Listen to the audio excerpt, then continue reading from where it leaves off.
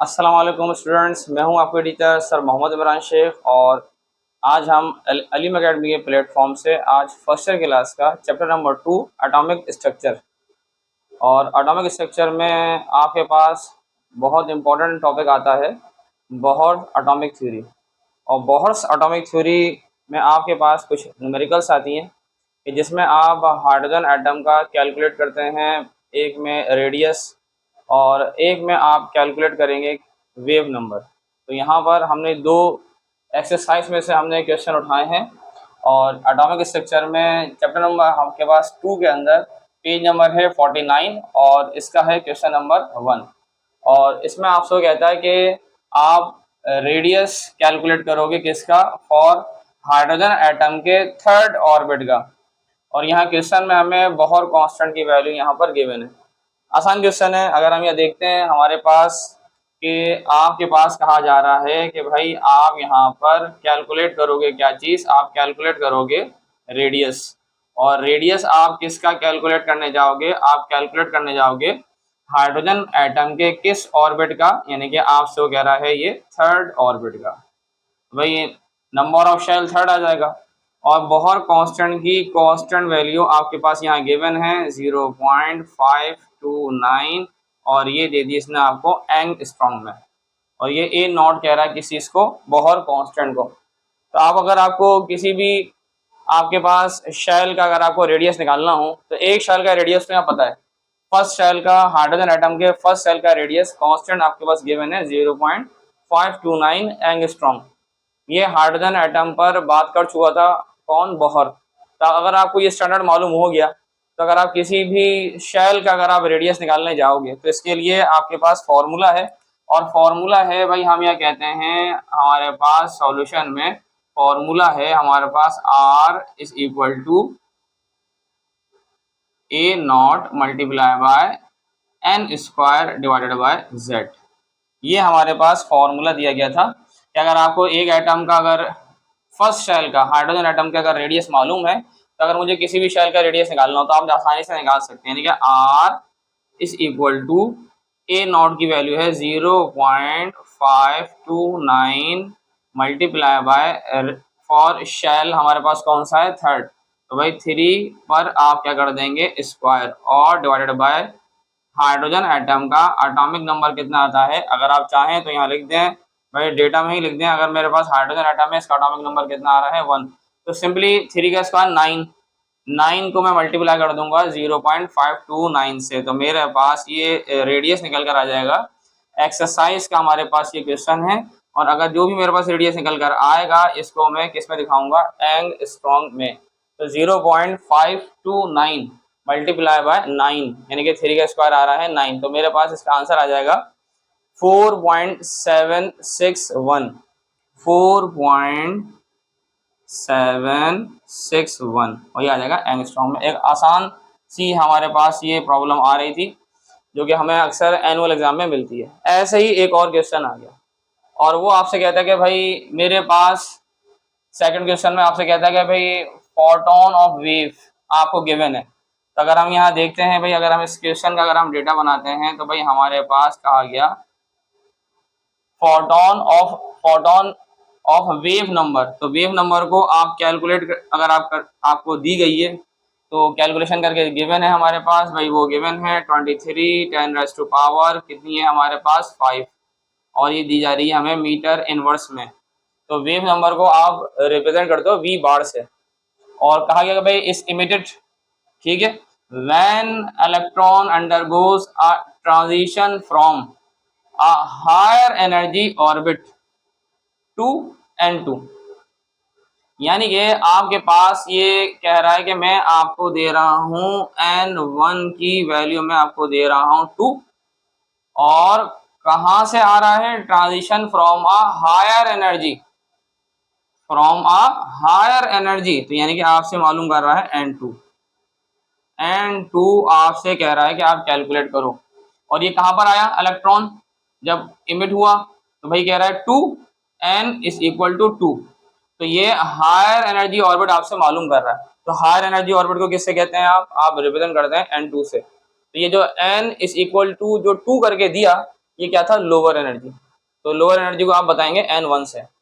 आप क्वेश्चन देखें थोड़ा सा इस तरह से है कि when electron undergoes a transition from a higher energy orbit to and to determine the orbit from which electron fall and also the spectral lines appear in this transition of electron। तो फिर यहाँ पर हम बता देंगे भाई ये spectral lines 5 आई थी, अगर आपको याद हो। लेमन ने काम करा था, बाल्मर है, पैसन है, ब्रैकेट है और पीफंड। तो जब हमारा आंसर आएगा तो हम फिर बता सकते हैं कि भाई ये किस सीरीज में आ रही है स्पेक्ट्रल लाइन। और आखिर में आपको रेडबर्ग की कांस्टेंट वैल्यू गिवन है, और वो गिवन है हमारे पास RH इज इक्वल टू 1.0967 और 10⁻⁷ और मीटर इनवर्स में। ठीक है, अब हमारे पास ये डेटा बन चुका है। अब हम इसको सॉल्व करके बताते हैं यहाँ पर कि भाई अगर आपको वेव नंबर अगर आपको गिवन है और आपको लोअर एनर्जी ऑर्बिट भी गिवन है और आपसे पूछ रहा है कि भाई आप हायर एनर्जी ऑर्बिट बताइए जिसमें इलेक्ट्रॉन आपके पास हायर एनर्जी लेवल में गया था। तो भाई यहाँ पर मेरे पास सॉल्यूशन के लिहाज से अगर मैं बात करता हूँ तो भाई मेरे पास फॉर्मूला आ जाएगा wave number is equal to RH और 1/n1 पर स्क्वायर माइनस 1/n2 पर स्क्वायर। अब यहाँ कुछ थोड़ी सी अरेंजमेंट फॉर्मूले के लिहाज से थोड़ी सी हमें दिखानी पड़ेंगी। कैसे भाई, वेव नंबर मेरे पास आ रहा है 23 10⁻⁴ भाई कितना आ रहा है, ये 10⁻⁴ आ रहा है 5। और RH की कांस्टेंट वैल्यू हमारे पास क्वेश्चन में गिवन थी, रेडबर्ग कांस्टेंट की, वो थी 1.0967 10⁻⁷ ये हमने लिख दी। और ऐसे ही 1/n1 पर स्क्वायर, तो n1 पर स्क्वायर की मीनिंग हमें ये वैल्यू n1 की वैल्यू कितनी गिवन थी 2 माइनस 1/n2 पर स्क्वायर। अब हम जब इसको कैलकुलेट करने जाएंगे तो हमारे पास ऐसा हो रहा है भाई, ये हमारे पास ये 23 10⁻⁵, ठीक है, और ये हमारे पास इज इक्वल टू 1.0967 10⁻⁷ और ये हमारे पास आ रहा है 1/4 माइनस 1/n2 पर स्क्वायर। अब पहले तो हम डिवाइड कर लें यहीं पर ही कि भाई यहाँ, और एक काम और कर सकते हैं कि भाई ये मल्टीप्लाई इधर आकर ही क्या करेगा इसके साथ डिवाइड, 23 मल्टीप्लाई बाय 10⁻⁵, ठीक है, और ये यहाँ क्या कर रहा था इसके साथ मल्टीप्लाई, तो मल्टीप्लाई को आप इधर लेकर आएंगे तो क्या करेगा डिवाइड 1.0967 10⁻⁷ और इस इक्वल टू, और हम ऐसे ही 1 को 4 से डिवाइड करेंगे, तो अगर हम 1 को 4 से डिवाइड करेंगे तो हमारा आंसर आ जाएगा भाई 0.25 और ये माइनस का 1/n2 पर स्क्वायर। अब हम ये कर सकते हैं कि हमारे पास ये पूरी वैल्यू जो हमारे पास आ रही है इसको अगर हम डिवाइड करते हैं तो हमारे पास डिवाइड करने से भाई आंसर आ जाएगा 0.2097 ठीक है। और ऐसे ही भाई ये चल रहा था आपके पास इज इक्वल टू 0.25 माइनस का 1/n1 पर स्क्वायर, हमें चाहिए n पर स्क्वायर, तो n2 हमें अगर निकालना है तो ये माइनस के आगे किस में चेंज होगा, प्लस में, तो 1/n2 पर स्क्वायर इज इक्वल टू, ये हमारे पास ऐसे ही रहा 0.25, ये वैल्यू प्लस की तरह किस में चेंज होगी, माइनस में, यानी कि 0.2097। अब आप इसको माइनस करें, 0.25 को माइनस करेंगे हम 0.2097 से, तो यहाँ पर हमारे पास जो भी आंसर आएगा हम यहाँ पर क्या कर सकते हैं भाई, आपके पास ये n2 यहाँ डिवाइड, आप यहाँ लेके आ जाइए, ये क्या करेगा भाई यहाँ ये कर देगा मल्टीप्लाई, तो ये जो भी मेरा आंसर आएगा इसको मैं कहाँ लेके आ जाऊँगा, नीचे डिवीजन में, तो मेरे पास ये आंसर आ रहा है 0.0403। अब 1 से अगर इसको मैं डिवाइड करता हूँ तो 1 से अगर मैं डिवाइड करता हूँ यानी कि 1 डिवाइडेड बाय 0.0403 से, तो देखते हैं हमारा आंसर क्या आता है। हमारा आंसर आता है 24.8 हमारा आंसर आता है। मैं इसको यहाँ सॉल्व कर देता हूँ, डेटा यहाँ से हम क्वेश्चन यहाँ से रिमूव कर देते हैं कि भाई हमारे पास ये डिवाइड करने पर आंसर आया था 24.81 ठीक है, ये डिवाइड करने का हमारा आंसर आया। और ये मेरे पास क्या निकल के आ गया N2 पर स्क्वायर। अब मुझे तो चाहिए हमें चाहिए सिर्फ और सिर्फ हायर एनर्जी लेवल, और हायर एनर्जी लेवल निकालने के लिए इस पर स्क्वायर आ रहा है, तो आप क्या करोगे, taking square root on both sides. तो जब मैं square root on both side करूंगा तो स्क्वायर से रूट कैंसिल हो जाएगा, तो ये मेरे पास वैल्यू किसकी आ जाएगी, N2 की। और जब मैं इसका स्क्वायर रूट निकालूंगा तो मेरा आंसर आ जाएगा 4.9।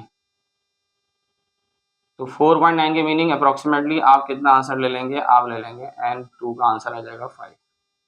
तो ये मेरा क्या हो जाएगा, ये मेरा हो जाएगा N2 हायर एनर्जी लेवल। हमने यहाँ यही कहा कि भाई अगर आप वेव नंबर अगर आपको गिवन है और आपको लोअर एनर्जी लेवल की वैल्यू गिवन है और हायर एनर्जी लेवल अगर आप कैलकुलेट कर रहे हो और रेड बग की वैल्यू कांस्टेंट आपको गिवन थी, तो यहाँ हमने कैलकुलेशन करते हुए आए और हमें N2 निकल कर आ गया भाई कितना, हायर एनर्जी लेवल। लोअर था 2 से कौन किस में आया, इलेक्ट्रॉन 5 में। तो ये स्पेक्ट्रल लाइन किस में आ जाएंगी, हमारे पास स्पेक्ट्रल लाइन आ जाएंगी, ये हमारे पास स्पेक्ट्रम लाइन आ जाएंगी किसके अंदर, बाल्मर सीरीज में, जिसमें इसका लोअर एनर्जी लेवल N1 कौन सा था हमारे पास 2, और हायर एनर्जी लेवल क्या कहा था हमारे पास 3, 4, 5 और आगे कोई भी हो सकता है। तो हायर एनर्जी लेवल कौन सा आ गया 5।